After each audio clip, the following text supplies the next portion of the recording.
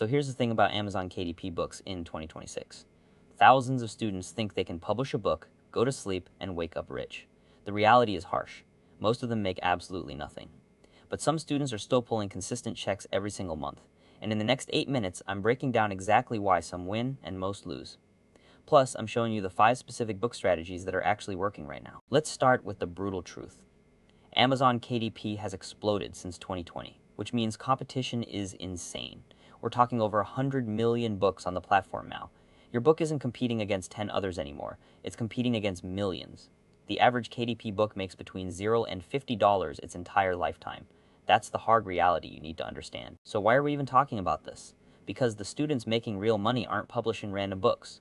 They're using specific systems, and those systems still work in 2026. Ready? Here are the 5 strategies that are actually generating income. Strategy 1 is hyper-local study guides for your exact college. Instead of publishing a generic calculus book that competes with 500,000 other calculus books, you publish a study guide specifically for your university's organic chemistry course. Here's why this works. Your competitors are trying to reach everyone on the planet. You're reaching just 10 students in your chemistry section. You price it low, around $5 or $6. No royalties to worry about because you're not trying to get rich quick. You make maybe $30 per book sold. But if you publish 5 guides for 5 different classes at your school and sell 15 copies of each, that's $2,000 a semester.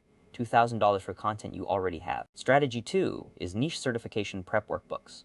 Don't publish a general AWS certification guide. Instead, publish a workbook that combines AWS training with specific focus on networking topics, security, or databases. People taking these exams will pay $15 to $20 for a targeted workbook that skips the fluff. They just want what's relevant to them. The demand is consistent, the competition is lower, and you can repurpose content from free resources, study materials, and practice tests. Strategy 3 is compiled resource books for specific majors. Let's say you're an engineering student. You compile a master resource guide that lists the best online calculators, formula sheets, software tutorials, and time management systems specifically for engineering students. You're not teaching anything new. You're organizing existing resources in a way that saves someone 3 hours of research. That's worth $10 to someone drowning in their first semester. You could have 50 of these guides if you branch out by major. Pre-med resources, business school resources, law school resources. Each guide pulls in 50 to 300 sales depending on how niche you get. Strategy 4 is semester planning and productivity workbooks for college students. Here's what's different about this approach. You're not creating educational content. You're creating planning templates and worksheets. You could create a workbook that helps students plan their semester, track their GPA, manage group projects, and prepare for interviews. You can print this as a physical book on KDP Print, then advertise it to specific university subreddits. Physical books cost more to produce, but they have massive margins. The print cost is maybe $4 or $5. You price it at $14.99. Someone buys 5 of these as gifts for their roommates, and that's an instant $60 check. Strategy 5 is ebook bundles targeting very specific pain points. Don't publish one ebook about studying. Publish a bundle instead. Create an ebook about overcoming exam anxiety, another about reading faster, and another about note-taking systems. Price the bundle at $14.99 and price them individually at $6.99 each.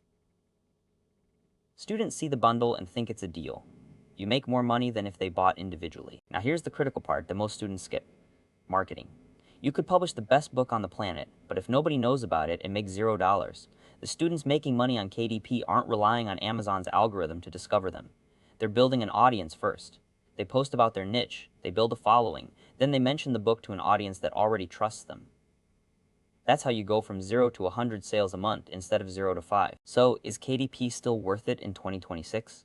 Yes, but only if you understand 3 critical things. First, you need a specific niche, not general, specific. Second, you need to build an audience separate from Amazon because the algorithm isn't your friend. Third, you need to commit to multiple books. 1 book is a lottery ticket. 5 books is a business. If you're looking for $5 here and $3 there, KDP isn't for you. If you're willing to put in 3 months of work up front to build something that generates passive income for years, then this is worth exploring. The barrier to entry is still $0. You don't need startup capital.